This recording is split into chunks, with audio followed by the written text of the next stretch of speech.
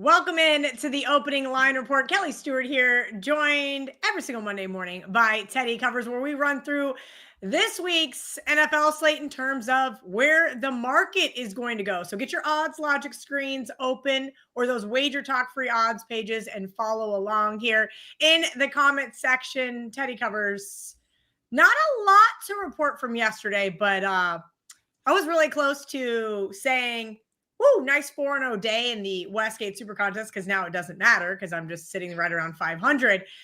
And then I realized that when I had switched the Broncos game from 24-7 to watch Packers-Bears, that some insanity ensued, at least from a side and total perspective. Sure. So we like to talk about the beats on this show. And of course, certainly if you had the Broncos and or the under yesterday, pretty tough beat the way that game ended. Though the Dave Portnoy meltdown is a little bit and that's dangerous. All right. You can't be on murder Pete Carroll, investigate the refs and financials. Shut up, dude. You bet before. All right. Sometimes you're on the wrong end of these. And if you had Denver, tough way to lose the game. But talking about murdering people and it's just not.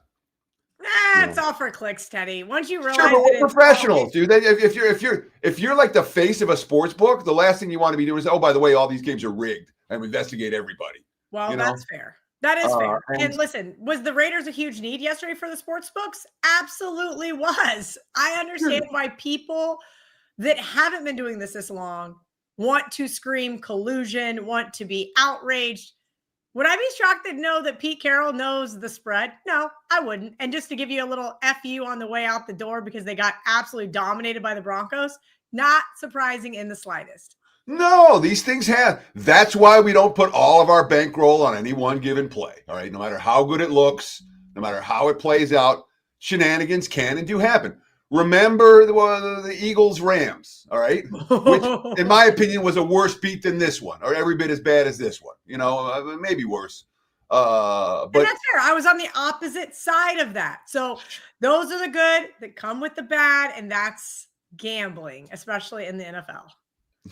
Sure, but do I believe that and again, the play with the flag to stop the clock, it was a bonehead play, but you can throw a flag there. I didn't think that there's anything bizarre about throwing that flag there. The guy's laying on top of him. He's supposed to be getting up. If he would have gotten up, he wouldn't have thrown the flag, and the problem would be solved. Instead, he's knocking the ball out of his hands.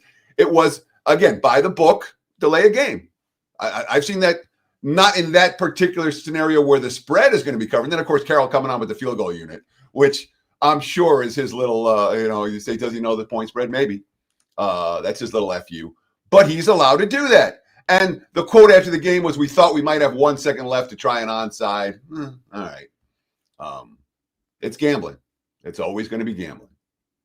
That is gambling. And then that just reminded me of the field goal with the Broncos in Indianapolis. I mean, these things happen every single week, but they happen 4, 5, 6, 7 times a year, especially when you're betting on a significant amount of games. You're going to be involved in more of those games, and eventually it's going to even out.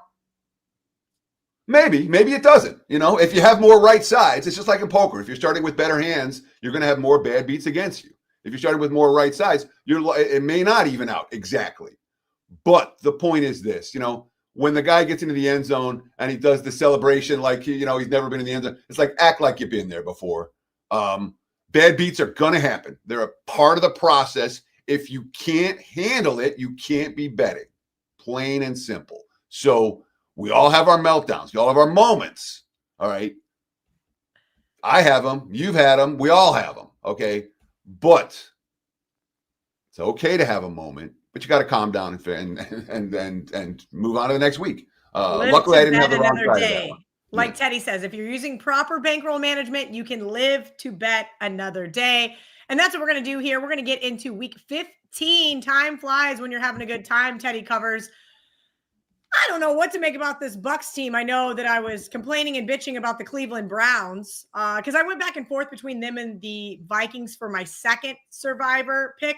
But really, I should be bitching about this Tampa Bay Buccaneers team who got absolutely dominated by the Saints yesterday. That was ridiculous. Then you've got, the Falcons. Kirk Cousins. A lot of people took the 7 with the Falcons with no avail.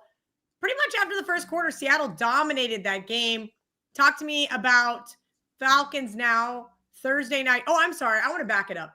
Monday Night Football. Teddy, what am I doing here? Monday Night Football is tonight. The Chargers play our producer, Dan Alexander's Philadelphia Eagles. You have a play up on WagerTalk.com. Yeah, just visit the website, WagerTalk.com. Visit my homepage, wt.buzz/TC, to check out my bettable opinion for tonight's game. We've seen two-way action on the side. It really hasn't moved. It's been Philly 2.5 all week. Total-wise, we've seen a little bit of under money come in. I'm in play on the side today. Did go 3-0 in the NFL yesterday, so we'll see if we can make it a 4-0 week in the NFL with my best bet tonight over on my page at WagerTalk.com. All right. Thursday Night Football, Atlanta takes on Tampa Bay. Talk to me about this Tampa Bay team that was red hot to start the season, now has started to really fizzle out. Yeah. September, October is a long way in the rearview mirror now, right? Ask Indy, ask Tampa. Wasn't Baker Mayfield an MVP candidate? Yeah. I could have sworn I remember. I think I might have even said it. Anyhow, as we do each and every week here on the NFL Opening Line Report, the Wager Talk NFL Opening Line Report, I give you 4 sets of lines for every game. The first set we call the look-ahead line. These are the bettable lines for this game last week, so we can see how much 1 week affected the point spread between these two teams. Then I give you my power rating number, and that's just Team A, Team B, home field. Does not factor in situation at all. So I'll give you the look-ahead line, my power rating number. I'll give you the opener from last night, and then what's happened since the opener, what we're looking at today on the Odds Logic live odds screen. So for Atlanta, Tampa Bay, look-ahead line, there were 5.5s and there were 6 out there for the Bucs. Total was 44.5. My powering number came Tampa Bay 5.5. The markets opened 5.5 last night, and I'm seeing a split market right now. When the money's come for Atlanta, the 5.5s are still out there, but there's 5s and 4.5s in the betting market. In fact, those are the prevailing numbers right now. And this is really a pick your poison kind of game. All right, I'll talk about Tampa in a minute. Let's talk about Atlanta. They've 1-7 their last 8 games. 8 straight losing seasons. This team hasn't been in the playoffs. Hasn't even been in the playoffs since 28-3. All right. Special teams meltdowns for the Falcons. Second week in a row. Come out in the second half of the game. The game's tied. You talk about the last 45 minutes of that game.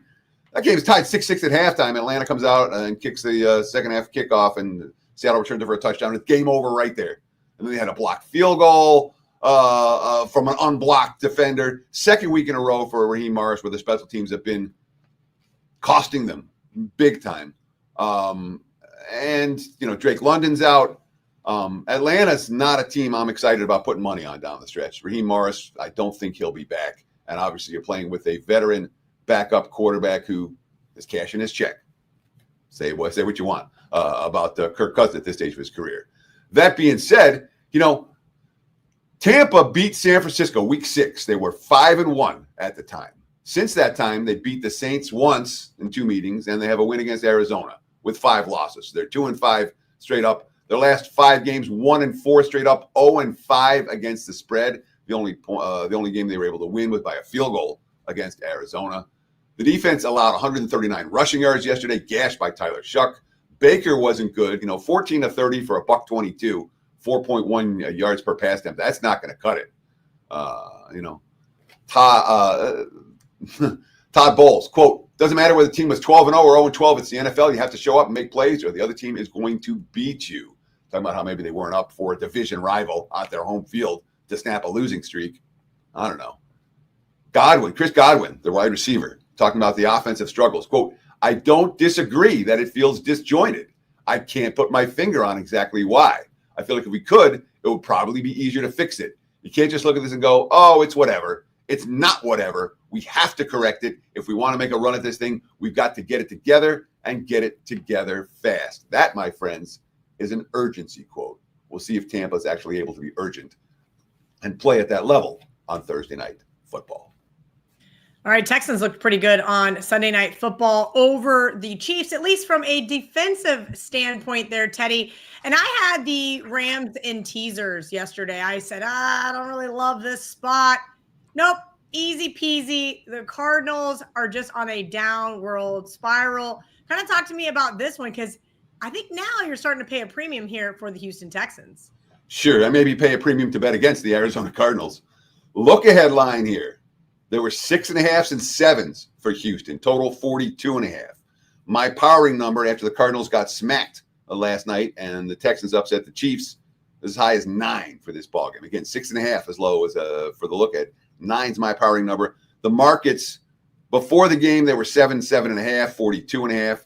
After the game, 9.5, even a prominent 10 out there for Houston. Total 42.5. And I don't know if the Texans are the kind of team you want to lay more than a touchdown with. That's not their MO. They're not about winning necessarily by margin. And how'd they win last night? They won last night because Kansas City dropped passes. Kansas City made bad fourth down decisions deep in their own territory in a tie game in the fourth quarter. Yes, Houston won. And Houston played well enough to win. Did they play well enough to win by double digits? I don't know. As for Arizona, look, they gave up 249 rushing yards yesterday, and that included three Jimmy Garoppolo kneel downs. The defense allowed 7.9 yards per play and 30 first downs. It's worth noting, the last 3 games against divisional opponents for Arizona, they've been lit up in every one of them. Blowout loss, 44-22, 41-22, 45-17. Seattle, San Fran, and the Rams have destroyed Arizona. But every other opponent they played since September, they've hung tough. All their other 5 losses have all been by 4 points or left in the Monday Night Football win at Dallas. That being said, you want to talk about an ugly injury report. After yesterday's game, Arizona, there's, Max Melton, Marvin Harrison, Amari DeMarcado, Adrian Temer. I can go on and on. It felt like, Paris Johnson got hurt yesterday. Bilal Nichols left in the second quarter, didn't come back. Jalen Thompson, the safety, left and didn't return. The veterans are kind of checking out in Arizona. The point spread certainly affecting that. The Cardinals not likely to get a whole lot of betting support in the markets in early week action. Ooh, I wonder if this team is checking out. I bet against them last week, and I got burnt. Teddy covers. Now the Raiders are headed to Philadelphia, who do play tonight on Monday Night Football. I think I'm going to I have one lowly survivor left, and then I never have to talk about it again in comment section, or at least not for the rest of this season. And I think I'm going to use Philadelphia as one of the legs. Do you think that's smart? Philadelphia coming off a road trip, going back home to play the Raiders.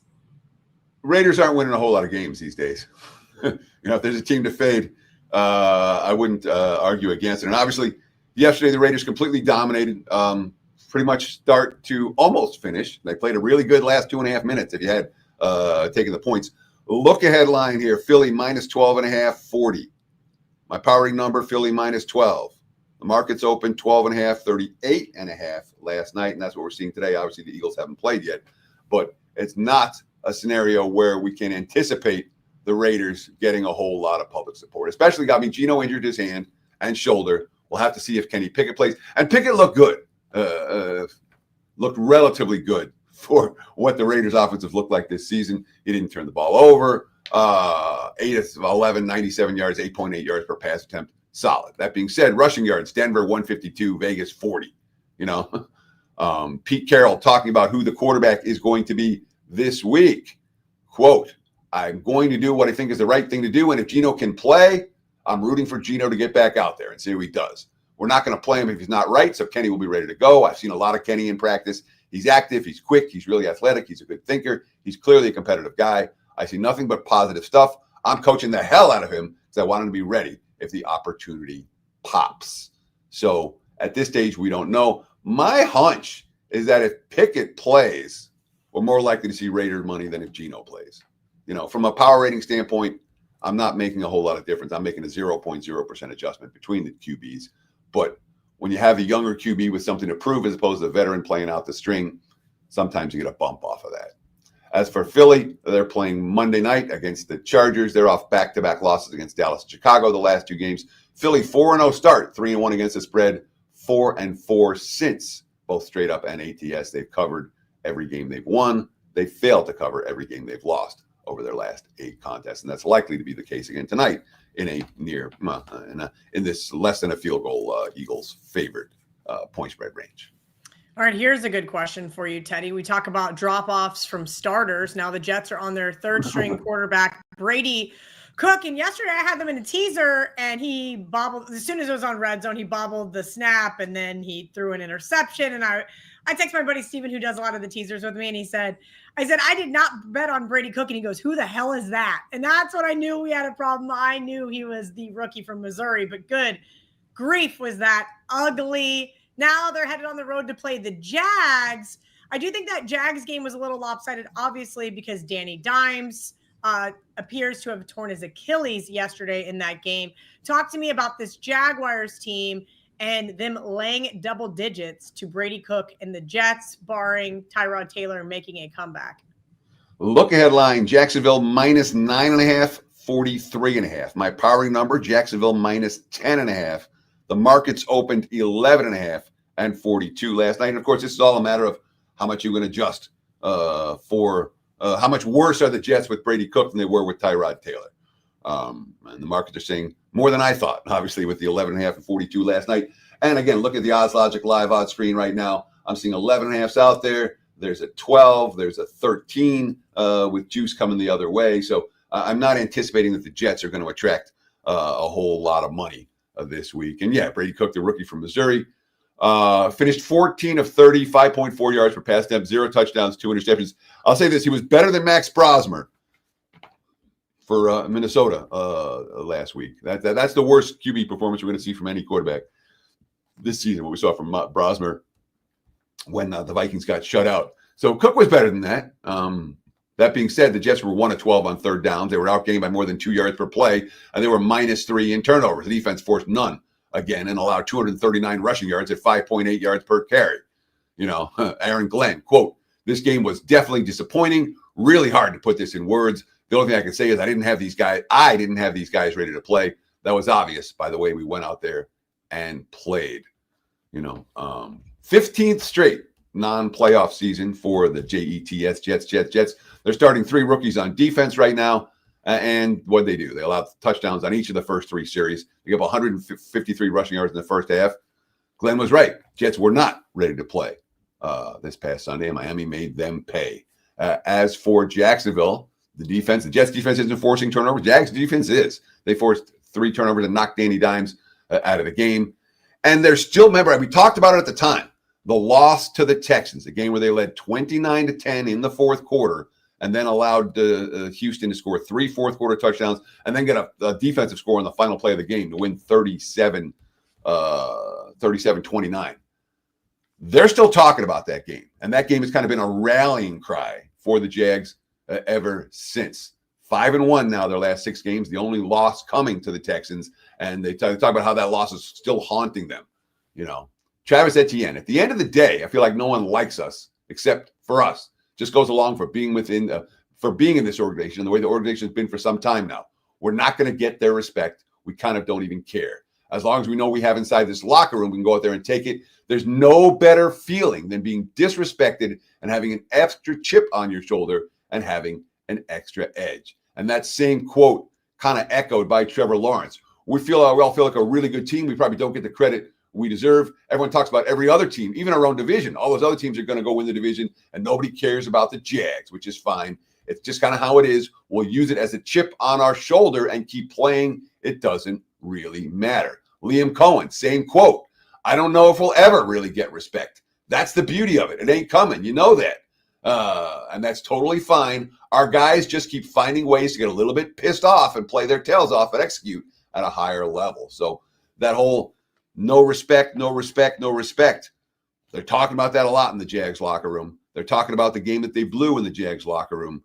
Jacksonville's playing good football right now. I don't know if they're playing double digits with them good football, but the Jaguars, from a powering standpoint right now, every bit as good as the Texans, even though Houston is the team getting the hype.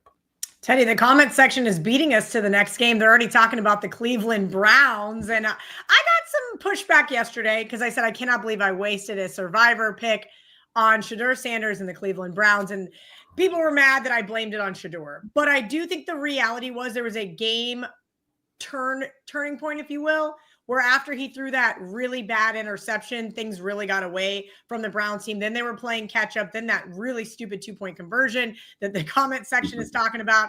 Anyway, on to this week.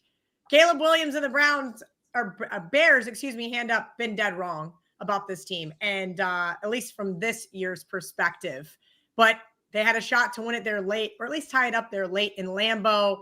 Caleb Williams picked off there in the end zone. Kind of break down this game for us. What are we going to see from both these teams going forward? Yeah. So and then of course the Browns debacle of a 2-point conversion try. That's not getting the hype, and that had every bit as much impact on anything as what we saw. Well, that had almost as much impact on the point spread as what we saw versus here in Vegas versus the Broncos. Browns, Bears, look ahead line. There were 7s and 7.5s out there. My powering number, 39.5 the total. My powering number came at Chicago, 8.5. The market split last night, 7/7.5 and 40. I wrote first thing this morning, oh, look, Cleveland money. And then now, oh, look, Chicago money. Back up to 7.5. There were 7s, and the 7s have kind of been bought up this morning, and now we're seeing 7.5s, 40, the prevailing total. The Browns showed us yesterday they're not a team you necessarily want to lay points with. Myles Garrett was great. 3 tackles for loss, another sack, but the defense got gashed, 184 rushing yards in that ball game. Garrett, quote, I think we were really licking our chops for the pass, and they stuck with the run, and we really should have been focused on stopping the run. Shedeur was a leading rusher. Quinshon Judkins, 14 to 26, less than 2 yards per carry. Yards per play, worth noting. Cleveland lost the game. Well, they had 6.4 yards per play to Tennessee's 4.6. And when you win the yards per play battle by nearly 2, you usually win those games, at least in straight up fashion. They were 3 of 3 in the red zone. They hung 29 points in the snow. Let's give Shedeur Sanders credit. 364 passing yards, 3 touchdowns, career highs. But the 2-point conversion to tie the game was as bad a play call as maybe the Raiders kicking that field goal. I'm telling you, it was brutal and obviously cost Cleveland the game. Speaking of costing the game, what about Caleb Williams' interception in the end zone in Green Bay with 22 seconds left on a 4th and 1? You can question the play call. You can question the execution. It was not a good throw from Williams. He said that after the game. But the guys has 5 fourth-quarter comebacks this year. All right. Chicago, even after losing yesterday, believes they can win all of these games. That being said, are they a team that we want to lay points with? The defense had a lot of problems against Green Bay in terms of the big play passing game. Packers converted 8 of 12 on 3rd downs. All 3 touchdowns were 20-plus yard plays. They only had 1 takeaway. The Bears, of course, been living on takeaways this season, and the betting market's very excited to see Chicago not win the turnover battle and cash, obviously, if you had the Packers yesterday, a wise guy side. You got there by the hook if you got the best of the number. And I will take that after that Broncos game by the same hook. Let's kind of get into these next set of games, Teddy. But before we do, you mentioned you've got to play up tonight for Monday Night Football over at WagerTalk.com. What do you have going on within the entire slate of games? I know you do a lot with NBA. Obviously, college football only has 1 game this weekend. Are you looking for anything for the college football playoff yet? Oh, yeah. So today's going to be a big bowl day. All right. We haven't, we did a little bit of preliminary work last night. There wasn't a mature marketplace yet. We decided to table the discussion and come back today. So we'll spend some time with college football absolutely this afternoon. I'm not sure what I'm going to post and what I'm not going to post. You want to be real sure who's playing if you're going to post this early. But we'll be working college football bowls throughout the course of the day. I'm not involved in hoops at all today. It's a very limited card in both the NBA and college basketball. I have an initial opinion on both NBA Cup games for tomorrow.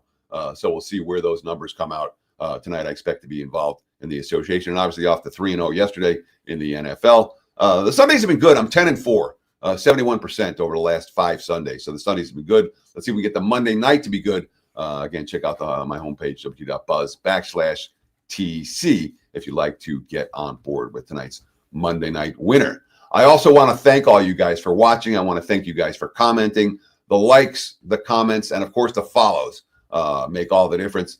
WagerTalk TV approaching 250,000 followers. Thank you. And the reason we got there is because we're putting out good free content every day. You like this type of stuff, give us a follow. Cheers. And check out the homepage at WagerTalk.com. All right, a game I'm really excited for because I pretty much watched the Bills-Bengals game. It was on Red Zone all day long because it was the most exciting game yesterday morning. They're now headed to New England looking for a little bit of revenge here, but we got a split number in the marketplace. Yeah, we do. Look ahead line here. Pats minus 1.5, 47.5. My powering number came pick 'em. The markets last night, it was more Buffalo minus 1/1.5, 49.5. And you talked about it. Right now, you can take one with Buffalo. You can you can take 1.5 with New England. So if the game lands 1, you're very happy in that instance. But it is a split line. And it's worth noting the quote unquote, the books that cater to the more professional bettors are the ones with New England favored. The books that cater to the recreational bettors. And again, this is Monday morning. It doesn't necessarily mean anything. But right now, at least, at the shops that cater to the pros, we got New England minus 1. At the shop that cater to the Joes, we have Buffalo -1/1.5. And again, my number comes pick 'em.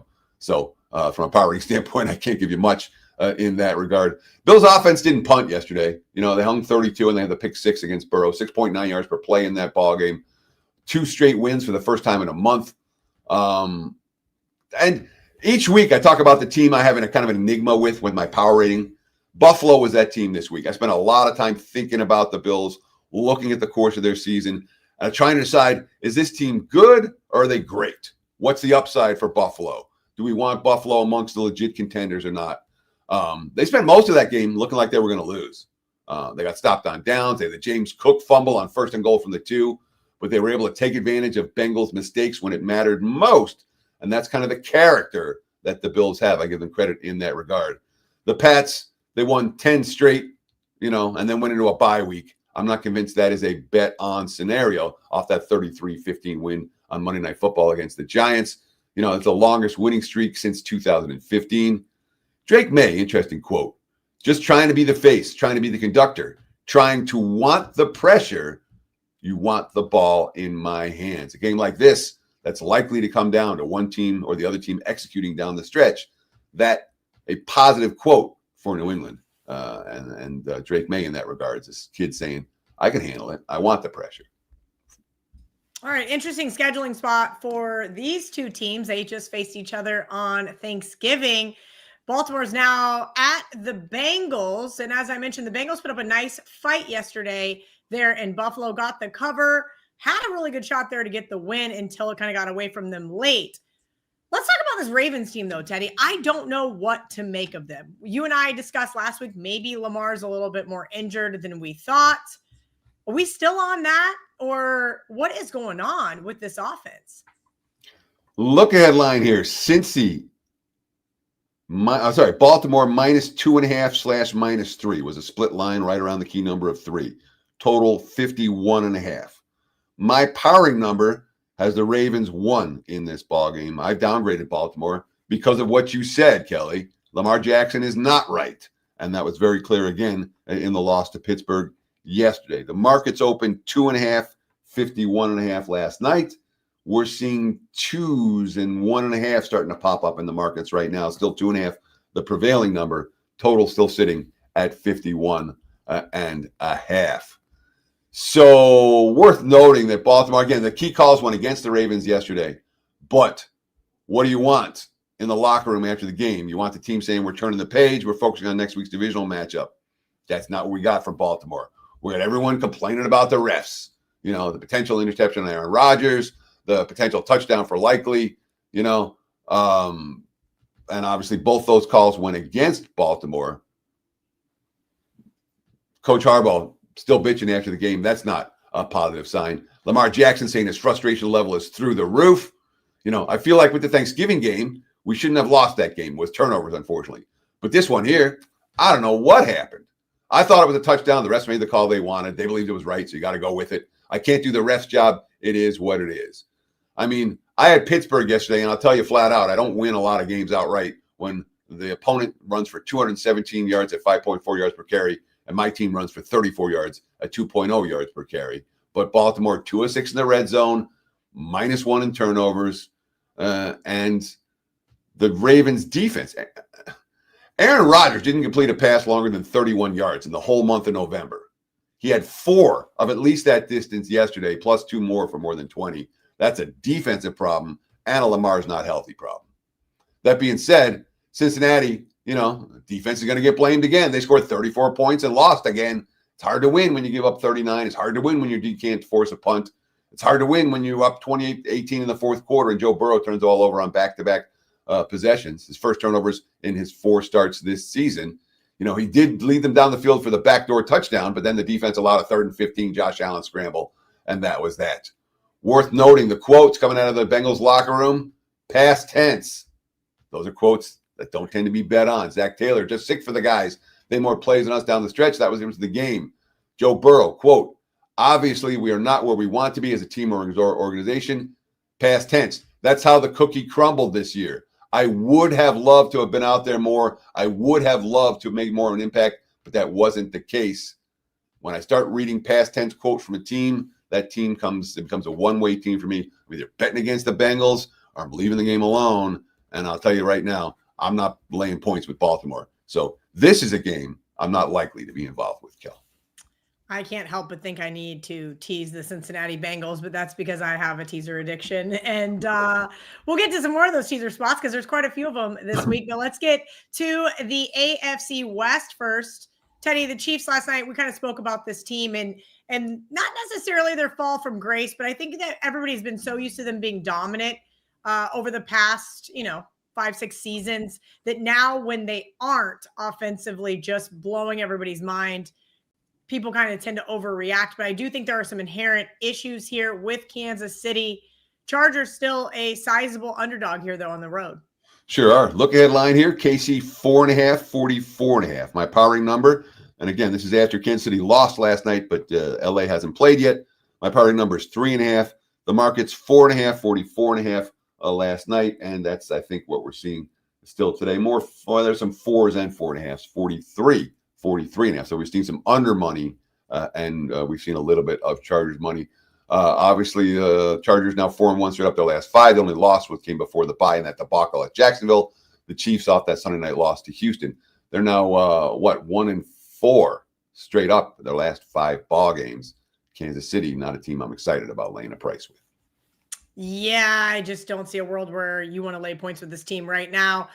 And here's another team. Well, 2 teams. I'm not sure even what to make of this game.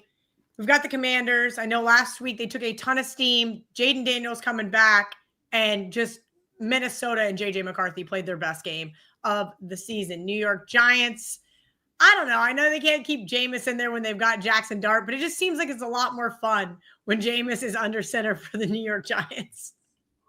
So Minnesota had a really good game. They blew out Cincinnati. I think it was week 3 they blew out Cincinnati. Yeah. So they've had other good games this season. One last thing, Chargers Chiefs. If you like the Chargers tonight, I wouldn't argue with the concept of putting a little 2-teamer in there with Chargers tonight, along with Chargers against the Chiefs. If LA wins tonight, that line's not likely to be 4.5, given the circumstances for those 2 squads. So that's a possible way to maximize your investment. Commanders, look at line. They were -1.5. They were -2.5. Total 47.5. My powering number has the Giants -1.5.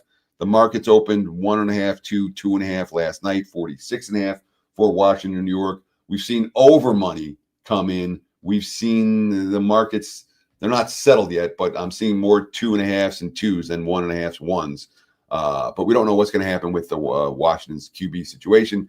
Jaden Daniels came back. He did not last long. He wasn't good in his return. 9 of 20, 79 yards, no touchdowns, 1 pick, just 3.9 yards per pass attempt. He had 4 carries for 16 yards, along of 5.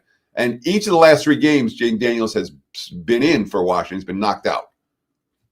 So, Mariota's now 1-5 as a starter. He threw a pick and lost a fumble in relief of Daniels.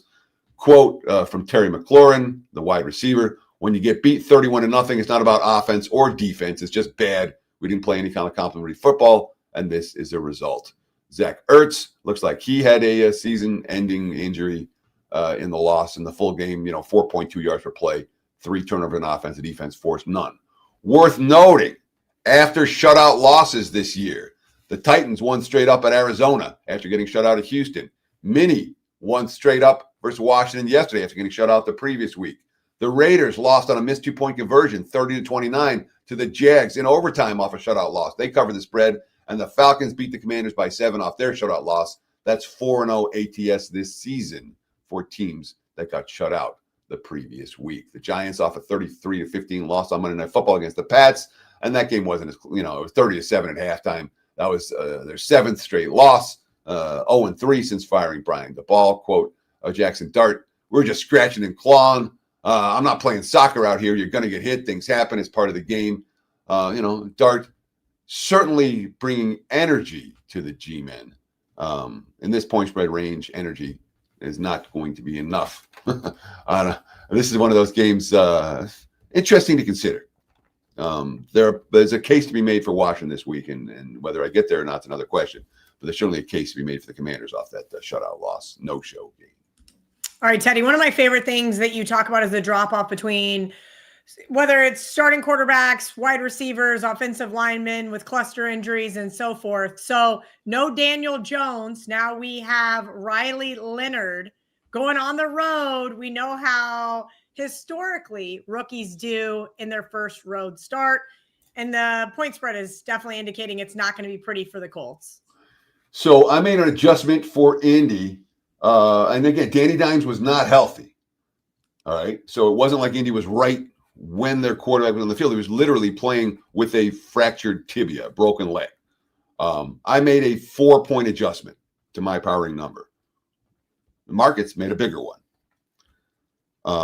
Look ahead line here. Seattle 3.5, 46.5. My powering number, Seattle 9.5. The markets opened 10/10.5, 43.5 last night. And we're seeing 11.5s and 12s out there. Again, a market adjustment between last week and this week of look headline was 3.5. Now we're seeing 12s. One player got hurt. That's a significant adjustment. And one injured player got more injured. That being said, Riley Leonard's no NFL quarterback. 7-1 start for the Colts, 1-4 since. The schedule close out. KC, Houston, Jacksonville, Seattle, San Fran, Jacksonville, Houston. Ouch. They've already lost the first 3. The quotes after the game, Alex Pierce, wide receiver, quote, that's our team leader, our team captain. It's brutal. That'll be the challenge this week. Refocus. The pass, there's nothing we can do. We knew the magnitude of this game. We needed to win this one. All we can do is focus on the next one. Obviously, Indy, they're a promising start. They're trading 2 future number 1s to bring in a cornerback who's now on injured reserve for a team that doesn't look like they're going to make the playoffs anymore. Yeesh. Colts went all in at the wrong time. As for Seattle, second week in a row, we're getting these special quotes again about this defense. I'm worried. Quote, which defense is super special. We got a lot of special dudes on this team from the first level of the D-line to the linebackers to the secondary. This defense can be historic almost. The return of safety, Julian Love, the return of the defensive tackle, Jerron Reed. This defense is healthy right now. After the shutout of Minnesota, all they did is hold Atlanta to 3 field goals. That being said, Seattle's won 10 games. 9 of those 10 wins have come against a quarterback who entered the game ranked outside the top 20 in QBR. There's still a question as to whether the Seahawks defense is as good as they've looked because they're facing bad offenses or because they're actually that good. That being said, the Colts won't have a QB in the top 20 QBR in this one. Seattle's defense could be poised to dominate once again. Teddy, when I saw this line pop yesterday, I thought, whoa, what am I missing here? The Broncos, everybody has been joking about them winning the Super Bowl. And as a Broncos fan, I said, okay, everybody calm down just a smidge. But the Broncos have played really well, especially at home. Now they are a home underdog to the Green Bay Packers. Yep. A look ahead line here was there were pick'ems. There was Green Bay -1. There was Green Bay -1.5. My powering number, I thought a total of 47. Total of 42. I read that wrong. My apologies. Sometimes my 2s look like 7s. So there was pick 1 and 1.5 for Green Bay, total 42. My number for the game came pick'em. The Packers opened 1.5, 2.5 last night, total of 41.5. We've seen over money come in, significant over money in this ballgame, 42.5, 43, 43.5 out there. And Green Bay, clearly the favorite, -1, -2, -2.5. There's a couple of ones out there for the Pack. But the markets have said Denver deserves to be home dogs in this one. Jordan Love's looked pretty good. And threw the 4 touchdowns on Thanksgiving in Detroit, threw 3 more yesterday. 3,000 yards this season, 22 TDs, only 4 INTs. Packers, worth noting, when you worry about with Green Bay is going to have that same intensity this year. Green Bay went 1-5 in division last year. They're 4-0 in division this year, including a win yesterday. Josh Jacobs, that was the biggest thing we wanted to harp on in the offseason was divisional games. We know how important they are. This is not a divisional game for the Green Bay Packers. That being said, the Broncos just won 10 in a row. They have a tiebreaker with the other 11-2 team in New England. Yes, the back door was left open yesterday ball game. But they had 39-plus minutes of possession.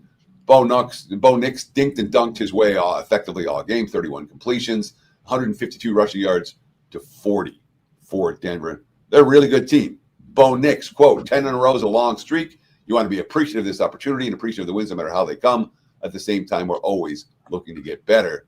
Again, my number comes pick 'em for this game, which tells you guys that on a neutral, I got Green Bay as the better of these two teams. But the Packers, up and down to the level of competition every single week, it feels. And Denver's kind of the same way. This should be a good game. I think it's going to be a good game. I think it's a great teaser spot here, Teddy, especially with a lower total. I just locked that one in. Let's move along to, a game that just got a lot more interesting for Kelly. On Bet On It this year, I gave out the Panthers to win the NFC South. They're off a nice win over the Los Angeles Raiders. Saints off that nice win we already discussed over the Bucs. Yeah, the Panthers off a win against the Rams. The Rams. Yeah, and then the bye week. Which, I'll talk about in just a minute. Look ahead line here, Carolina minus 2.5, 38.5. My powering number came Carolina 3. The markets opened 2.5, 39.5 last night. And we're seeing a split. There are 2.5s and there are 3s out there right now, total of 40.5. So we have seen some over money. And maybe that's warranted given that New Orleans actually had an offense that looked okay yesterday. Bryce Young had a really good game against the Rams. Youngest player in NFL history to have 11 game-winning drives in the fourth quarter overtime, passing Josh Allen in that regards. Ted McMillan talking about Bryce Young in close games. His demeanor, his aura when it comes to late drives is contagious. The proof is in the pudding. He's done it now. What did you say, 11 times? But the fact that your leader on offense can do that speaks volumes for sure. I do worry about the big win and then the bye week for an immature team like Carolina, but I don't worry about it that much. It's a negative, but it's not a crazy negative. Tyler Shuck now 2-3 as an NFL starter after the win yesterday. I don't know if you want New Orleans necessarily off a win. Is this team going to put winning streaks together? Kellen Moore, our guys have had a lot of adversity this year. They've grown through this journey. Tyler Shuck, we can beat anyone. When we're stalling out, we're beating ourselves. Knowing how close we've been in some of these losses, how you can flip it on its head and we'll produce these big plays, we get those wins.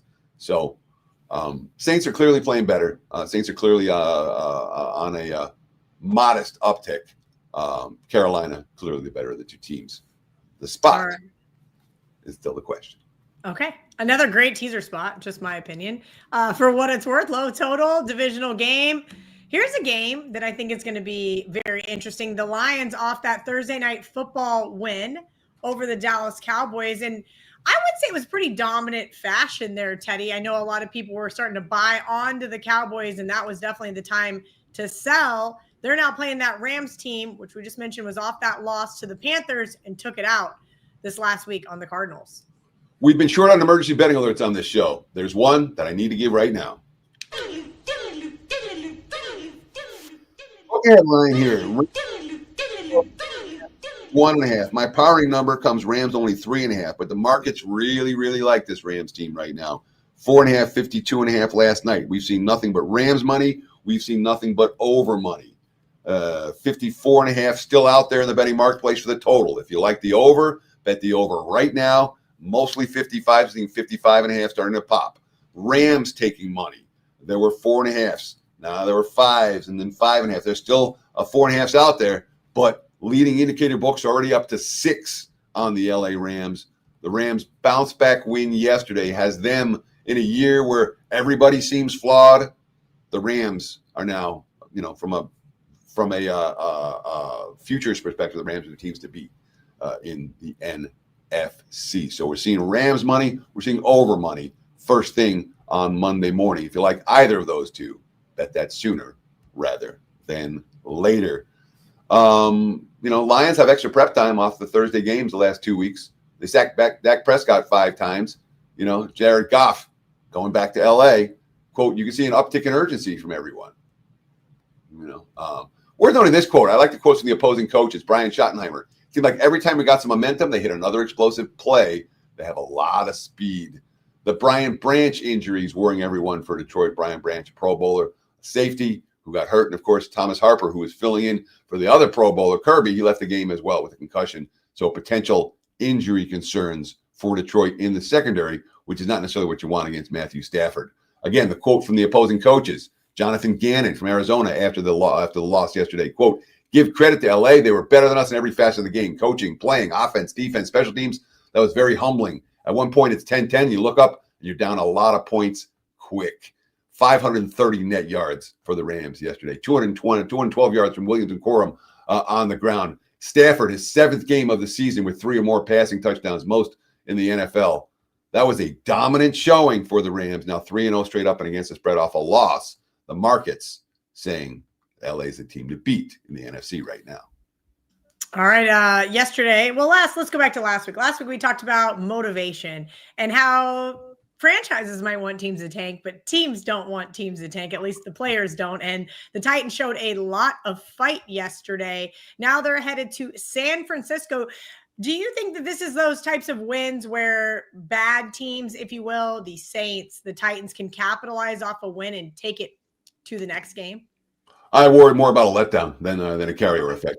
We got, you're struggling, you're trying to get the win, you finally get the win. Oh, yeah, let's celebrate. We'll party tonight.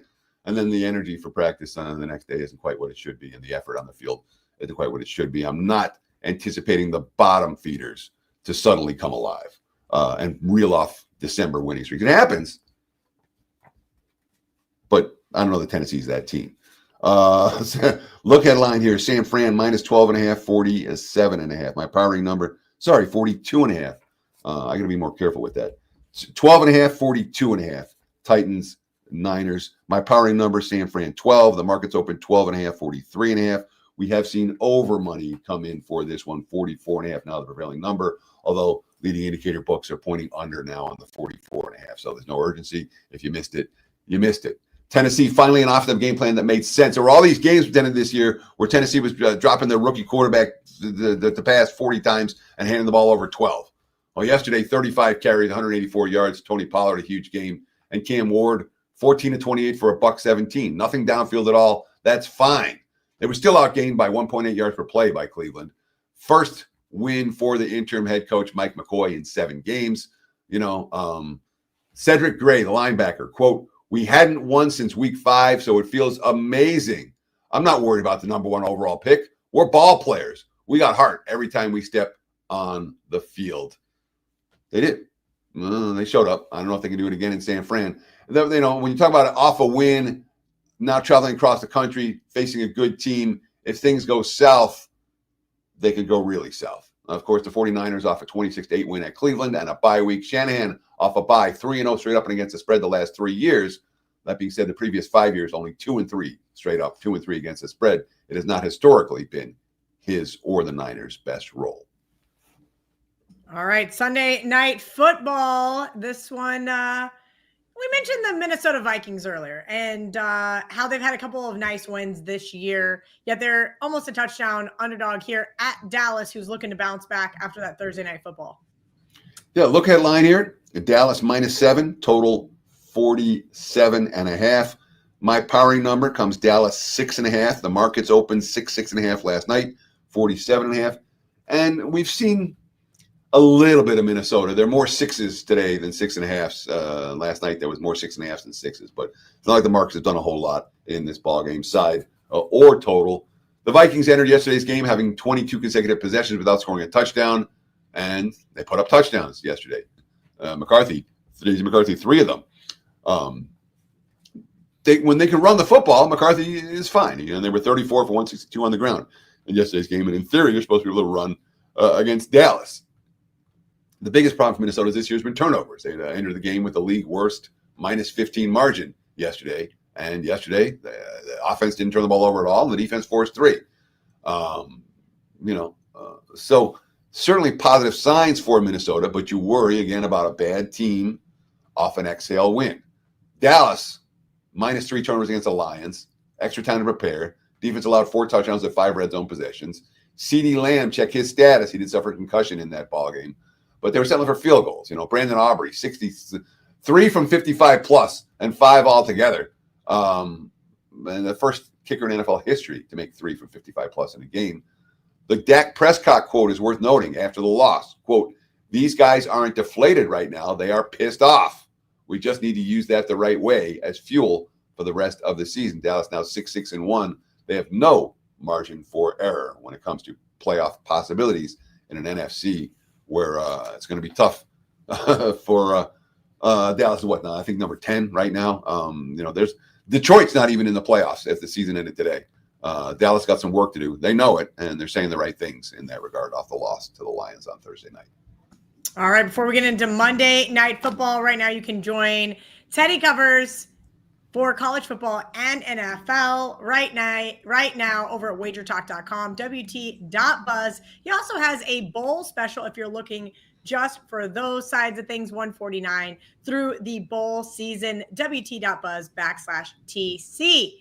Teddy Covers, Monday Night Football. I'm looking at it right now on the odd screen. It's going to be interesting because this is kind of a cheap line, and it kind of was one of those other ones that stood out to me. The Miami Dolphins off a nice road win. Pittsburgh Steelers beat their divisional rival, the Ravens. Talk to me about Monday Night Football.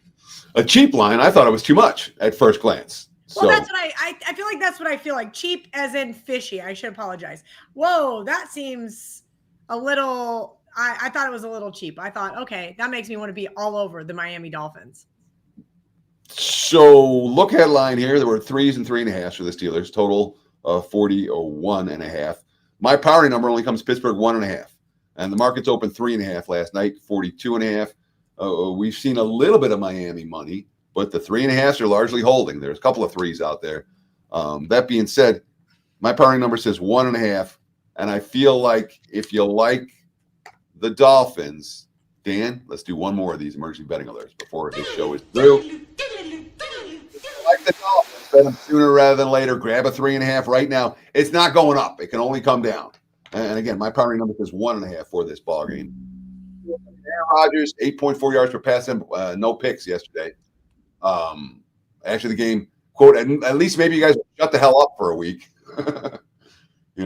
Yesterday, he didn't have a pass longer than 31 yards for the whole month of November. Yesterday, he had 4 31 plus and then 2 more 20-yard passes. 27 points in a game where the Steelers gave up 217 rushing yards and had 17 carries for 34 yards themselves. You don't usually see those type of issues, those type of performances from teams that have those type of numbers. So Pittsburgh, yesterday's win against the Ravens, I'll leave it at that. Dolphins last year started 2-6 and went 6-2. Their next 8. This year started 1-6. Now they're 5-1 the last 6. And again, when you rush for 239 yards on the ground, you do that in the NFL. You win. When you go 4-4 in the red zone like Miami did yesterday, when you do that, you win. When the defense forces 3 turnovers, the offense has none. When you do that in the NFL, you win.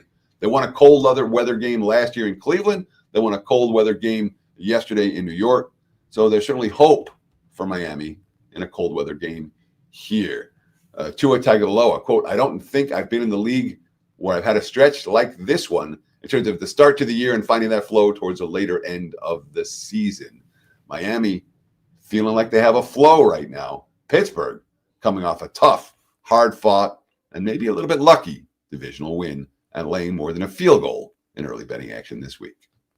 All right, great stuff. As always, from Teddy Covers, at Teddy_Covers. You guys can catch him here on the opening line report. You can catch him on Wager Talk today, and he's been doing a great job on End Zone Live with the Prez on Sundays, getting you guys all that live betting action for the morning slate. Teddy, thank you. We'll see you next week.